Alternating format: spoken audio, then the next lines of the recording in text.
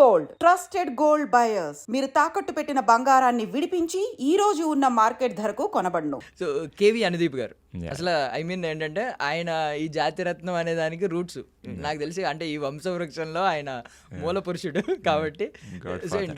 Before KV Anudeep after KV Anudeep అని చెప్పడానికి మీ లైఫ్లో ఎలా చెప్తారు? యాక్చువల్లీ అసలు అనుదీప్ సార్ చాలా కంటేజియస్ మనిషి. ఆయనని కలిసినాక నేను ఆయనతో చాలా క్లోజ్గా చాలా రోజులు ఉన్నాయి ఇంకా ట్రావెల్ చేస్తా. ఇప్పుడు బాగా టైం పట్టింది ఆయన నుంచి బయటకు రావడానికి.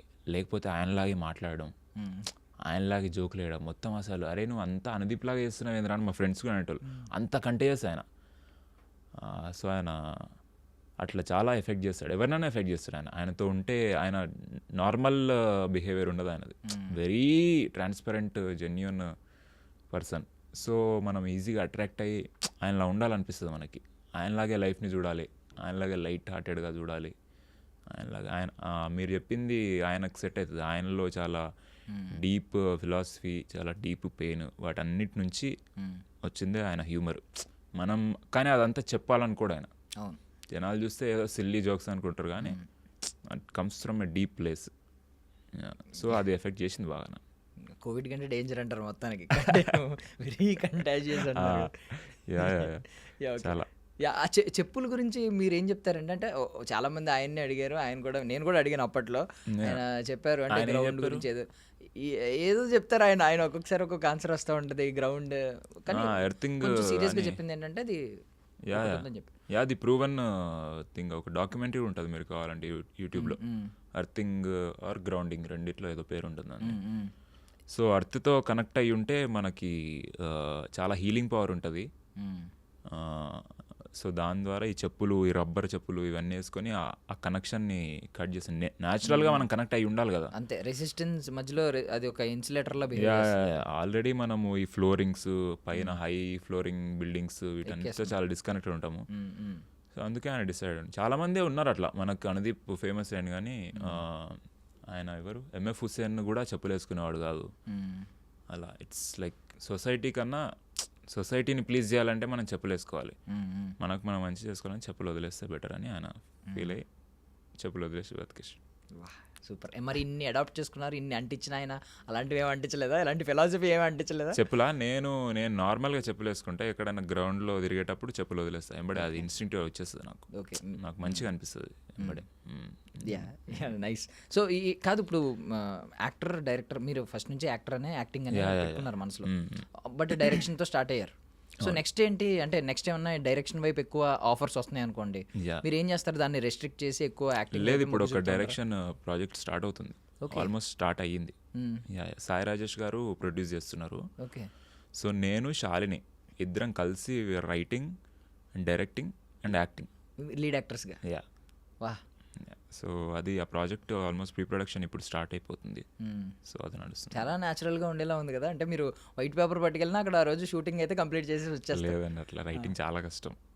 అంటే నేను అనింది మీ ఇద్దరి మధ్యన ఉన్న దాన్ని అయినా కానీ అది ఓకే.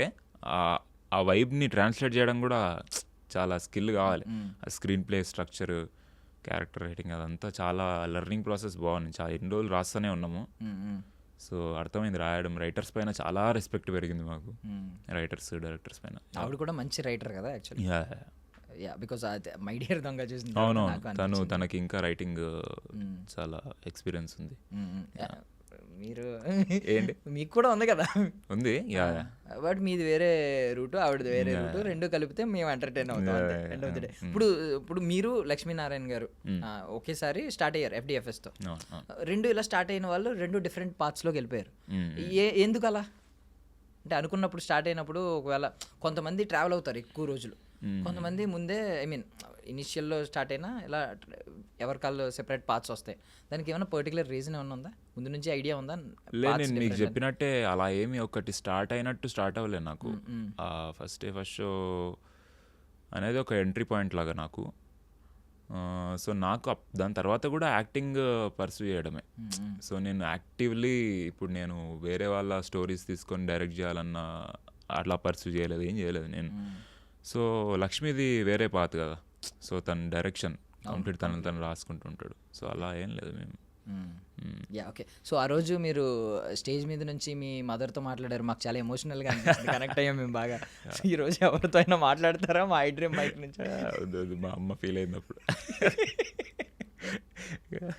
మీ ఫ్రెండ్స్ ఎవరిదైనా, మీ బెస్ట్ ఫ్రెండ్ ఎవరితో? బెస్ట్ ఫ్రెండ్స్ ఎవరితో మాట్లాడతా, ఇందాక చెప్పా కదా శాలిని సింగింగ్ని పొగుడదాం అప్పుడప్పుడు ఇంటర్వ్యూ మధ్యలో, ఆమె కూడా హ్యాపీ ఫీల్ అవుతుంది. ఓకే, ఎవరికి ఏం మెసేజ్ ఇవ్వదలుచుకోలేదా అప్పుడు ఇచ్చినట్టు మీ మదర్కి ఇచ్చిన మంచి డీప్ మెసేజ్ లాగా? అది లేదండి, మా మమ్మీ నన్ను కొంచెం సీరియస్ పర్సన్గా చూడాలనుకుంటుంది. సో అట్లా ప్రొజెక్ట్ చేసుకుంటున్నా ఇప్పటి నుంచి. ఓకే, బట్ అన్ఎక్స్పెక్టెడ్ థింగ్ అసలు మీరు స్పాంటేనిటీ వచ్చిందా అక్కడికక్కడ? ముందే అనుకున్నారా ఇలా? అది ఇన్స్టాగ్రామ్లో ఒకప్పుడు నేను వీడియో చేశా. ఓకే, ఇట్లా ఒక సెటైర్ ఆన్ ప్రీ రిలీజ్ స్పీచ్ల పైన, అందులో లైనే ఇక్కడ వాడే యాక్చువల్ ప్రీ రిలీజ్ దాంట్లో వాడిన. అది గుర్తొచ్చి నాకు జనరల్లీ ఏం మాటలు అర్థం కాదు స్టేజ్ల పైన. సో అందుకే ఏమన్నా నేను చిరంజీవి గారి పక్కన ఉంటే ఆయన్ని అడిగా, సార్ చిన్న జోక్స్ చెప్పొచ్చా నార్మల్గా మాట్లాడకన్నా అంటే, చెప్పండి పర్మిషన్ అడిగే. యా డెఫినెట్గా, మళ్ళీ లేకపోతే బట్ మాకు తెలియదు కదా, మా అమ్మతో మాట్లాడాలి. అమ్మ అంటుంటే నేను ఏదో పాపం ఫస్ట్ టైం, ఐ మీన్ ఒక మంచి ప్రాజెక్ట్తో డైరెక్టర్గా ఎంట్రీ, యాక్టర్గా రెండిట్లుగా ఎంట్రీ ఇస్తున్నారు కదా, ఏదో ఉంటుంది ఒక ఎమోషనల్గా ఉంటుందని ఇలా పెట్టుకుని మేము కూడా ఎక్స్పీరియన్స్ చూస్తుంటే. ఇలాంటి ఆనిముత్యాలు ఏమన్నా రానున్న ప్రాజెక్టులు ఏమన్నా ప్లాన్ చేస్తున్నారా? ప్లాన్ ఏం చేయట్లేదండి, అయితే ఏవో ఒకటి అయితే. సూపర్. ఇప్పుడు ఆల్మోస్ట్ ఐ మీన్ ఈ ప్రాజెక్ట్ తర్వాత నాకు తెలిసి సమంత గారికి మీరు కాంటాక్ట్ చేసి అయిపోయి ఉంటారు డౌట్ మాకు. మీరేమన్నా ఐ మీన్ నెక్స్ట్ ప్రాజెక్టులో మిమ్మల్ని పెట్టుకుంటున్నామని, మీ మీద ఏమన్నా ప్రత్యేకంగా ప్లాన్ చేద్దామని అలాంటిది ఏమన్నా అయిందా? అంటే నేను రూమర్స్ విన్నా. చెప్పండి. ఊరికే అంటే నెక్స్ట్ తను నందిని రెడ్డి గారి మూవీ ఒకటి చేస్తున్నారు, మా ఇంటి బంగారం అనుకుంటా, సేమ్ ట్రాలాలా. అందులో ఏమన్నా మంచి రోల్ ఉంటే సరని అనుకుంటున్నా మ్యామ్. సూపర్. అదే ఫ్రెండ్కి ఏదైనా చెప్పమన్నారుగా, శామ్ మ్యామ్కి చెప్పారా? నైస్. బట్ ఐ మీన్ ఈ శుభన్ రోల్ గురించి మాత్రం థ్యాంక్స్ చెప్పలేదు మీరు. ఆ థ్యాంక్స్ ఎలా చెప్తారు చెప్పండి. ఇప్పుడు ఈ థ్యాంక్స్ చెప్తేనే నెక్స్ట్ టైం ఓకే ఇంకొక థ్యాంక్స్ చెప్పించుకోవాలి అంటే మీరు ఎవరికి? సమంత గారికి చాలా థ్యాంక్స్. అంటే నాకు తెలుసుకోవాలని ఉందండి, మీరు ఒకవేళ ఏ అమ్మాయికైనా ప్రపోజ్ చేస్తే ఎలా చేస్తారు? అమ్మాయిని బట్టి చేస్తా అండి. అమ్మాయి ఒక్కొక్క అమ్మాయి అట్లా. ఇదేం క్వశ్చన్ అసలు? అంటే మీ యూనిక్నెస్ గురించి తెలుసుకుందామని. మీ ఎన్నో రకాల ప్రపోజల్స్ చూసాం ఆన్ స్క్రీన్, బట్ మీ దగ్గర ఏదో డిఫరెంట్ ఉంటుందని మీ వర్షన్ ఏదో డిఫరెంట్గా ఉంటుందని మా అంచనా. ఏం లేదు, నార్మల్గానే చేస్తా అనుకుంటా. కొంచెం నాకు అమ్మాయిల దగ్గర కొంచెం అంత స్మూత్గా ఉండలేను నేను, భయపడుతూ చేస్తా అనుకుంటా, లేకపోతే అటు తిరిగి చేస్తా అనుకుంటా. అటు తిరిగి. నైస్. ఓకే, సో అసలు ఏ పర్టికులర్ పాయింట్లో అనిపించింది నేను I belong to the industry అని చెప్పి మీకు బలంగా అనిపించిన రోజు? నాకు 8th క్లాస్లో అనిపించిందండి. ఎందుకు? 8th క్లాస్లో ఒకసారి మాకు ఫేర్వెల్ డే ఉండే, అదంతా కల్చరల్స్ ఉంటాయి కదా. అప్పుడు నేను ఒక 3 స్కిట్లు వేసా. 3 స్కిట్లు, ఒక స్టాండప్ కామెడీ చేసా. ఓకే, అసలు వాళ్ళ జనాల రియాక్షన్ అది చూసి అసలు అప్పుడు వచ్చిన హై అది ఉండిపోయింది నాకు మైండ్లో. అండ్ ఆ రియాక్షన్ని బట్టి నేను ఇంప్రూవైజ్ చేయడము, ఇదేదో ఉంది అసలు అని అది ఉండిపోయింది. తర్వాత కాలేజ్ నుంచి ఇంకా నేను జనరల్లీ కూడా ఫ్రెండ్స్తో కూడా ఏదో ఒకటి ఎంటర్టైన్ చేస్తూనే ఉంటా, పర్ఫార్మెన్స్ జోన్లోనే ఉంటాను నేను. ఏదో ఒకటి ఏదన్నా విషయం చెప్పాలంటే వాళ్ళలాగా ఇమిటేట్ చేసి చెప్పడం. సో ఆల్వేస్ నేను ఇండస్ట్రీకి రాకపోయినా నేను యాక్టర్నే అని ఫీల్ అవుతా. ఇండస్ట్రీలో నేను కొంచెం డబ్బులు తీసుకోవడానికి ట్రై చేస్తున్నాను అంతే. యాక్టింగ్ అనేది ఎప్పుడు చేస్తూనే ఉంటాను. సో ఇప్పుడు మీరు మీకు యాక్టింగ్ ఛాన్స్ ఎంత ఇచ్చినా మీరు ప్రమోషన్స్కి మిమ్మల్ని చాలా బాగా వాడుకుంటారు అందరూ. సో ఎఫ్డిఎఫ్ఎస్ టైంలోనే మీకు వచ్చిన క్రేజ్ తెలుసు అందరికి. మీరు ఆ ప్రమోషన్స్లో అసలు మీరు వెన్నెల కిషోర్ గారిని ఆడుకున్నది, అల్లు అరవింద్ గారిని ఆడుకున్నది, అబ్బో ఒక రేంజ్లో. ఈవెన్ కొంచెం అంటే తప్పుగా అనుకోకండి, అనుదీప్ గారిని డామినేట్ చేసి పాప ఆయన కూర్చోబెట్టి మీరే మొత్తం లీడ్ చేసేసి మొత్తం, ఐ మీన్ 2-3 ఇంటర్వ్యూస్ కూడా అంతే ప్రమోషన్స్ మొత్తం. సో ఇప్పుడు కూడా అదే చూస్తున్నాం, అందరూ మౌనంగా కూర్చుంటే మీరు వెనక నుంచి ఏవి చెప్పడం, ఓ పాట పాడడం, ఇలాంటివన్నీ చూస్తూ ఉన్నాం. సో మధ్యలో ఎఫ్డిఎఫ్ఎస్ క్రేజ్ ఒక అల్టిమేట్ క్రేజ్ అప్పుడే, ఇప్పుడు ఇంకా అద్భుతం అనుకోండి, అప్పుడే ఒక అద్భుతమైన క్రేజ్ స్టార్ట్ అయింది. సో మధ్యలో ఏమన్నా ఫైనాన్షియల్గా, ఐ మీన్ రెగ్యులర్గా ఎక్కువ ప్రాజెక్ట్స్ రాలేదు కాబట్టి మధ్యలో ఫైనాన్షియల్గా కొన్ని అప్ అండ్ డౌన్స్ ఉంటాయి ఖచ్చితంగా. ఆ టైంలో ఏమనుకున్నారు? అంటే డబ్బు ముఖ్యం అని ఎప్పుడన్నా అనిపించిందా? అంటే ఇబ్బందులు పడ్డం లేదు, నా కోసం నన్ను ఇంతమంది అప్రిషియేట్ చేస్తున్నారు, ఇంతమంది నవ్వుతున్నారు నన్ను చూసి, ఇంత ఎంజాయ్ చేస్తున్నారు నా ఎంటర్టైన్మెంట్ని అని చెప్పి మోటివేట్ చేసుకునేవారు? నాకు ఫినాన్షియల్గా అంటే నేను యాక్చువల్లీ యోగా టీచర్ కూడా నేను. ఓకే. సో నాకు ముందు నుంచే ఉంది ఫినాన్షియల్గా డిపెండ్ అవ్వద్దు, ఎందుకంటే ఎప్పుడు వస్తుంది తెలియదు బ్రేక్ మనకి. మనం దానిపైన ఫినాన్షియల్ డిపెండ్ అయితే ఆ వర్క్ ఎంజాయ్ చేయలేం. నేను చెప్పినట్టు నాకు ఫస్ట్ ఎంజాయ్ చేయడం ముఖ్యం, దేనిపైన ప్రెషర్ ఉండొద్దు. ఇప్పుడు నేను యాక్టింగ్ చేయట్లే అని ఫ్రస్ట్రేషన్ జోన్లోకి వెళ్ళినాను అనుకోండి, అప్పుడు జర్నీయే బాగోదు కదా. అవును. సో నేను యోగా టీచింగ్ చేస్తూ కూడా I earn a little. So still చేస్తున్నారా ఎప్పుడైనా? టైం దొరికినప్పుడల్లా చేస్తాను. ఎలా అంటే ఆన్లైన్ క్లాసెస్ ఏమైనా? ఆఫ్లైనే తీసుకుంటా మోస్ట్లీ. ఓకే. అంటే మీ దగ్గరే ఒక ప్లేస్ ఉంది పర్టికులర్లీ, ఎవరైనా జాయిన్ అవ్వచ్చు. పేరేంటండి దానికి, ఏమన్నా పేరు పెట్టారా? అలా పేరేం లేదండి, నేను ఈషా ఐడియా ఉంది, ఈషాలో ట్రైన్డ్ టీచర్ నేను. ఓకే. సో హఠయోగా టీచర్ నేను. యా. అంటే ఎక్కడ మార్కెటింగ్ లాంటివి ఏం చేసుకోలేదు, ప్రమోట్ చేసుకోలేదు? నేను చాలా ఇప్పుడు నాకు టైం కూడా అంత మనకి ఇష్టం వచ్చినప్పుడు చేసే టైం దొరకట్లేదు కదా. సో ఎప్పుడు టైం దొరికితే అప్పుడు చేస్తుంటా చిన్నగానే. జనరల్లీ చాలా మంది సెలబ్రిటీస్ని నేను చూసింది ఏంటంటే వాళ్ళకున్న ఆ ఫేమ్తో ఏదో ఒకటి ఇలాంటి రన్ చేసుకుంటూ ఉంటారు. అంటే మీరే డైరెక్ట్గా అక్కడ లేకపోయినా మీరు ఒక్కొక్కరిని రిక్రూట్ చేసుకుని అక్కడ పెట్టుకుని నడిపిస్తూ ఉంటారు ఇలా జనరల్లీ. మీరు ఆ టైప్ ఎప్పుడు ట్రై చేయలేదా? ఇప్పుడు ప్రస్తుతానికి నేను అసలు నాకు అది బిజినెస్ యాంగిల్ కాదు, యోగా అనేది నాకు లైఫ్లో చాలా ఎఫెక్ట్ చేసింది.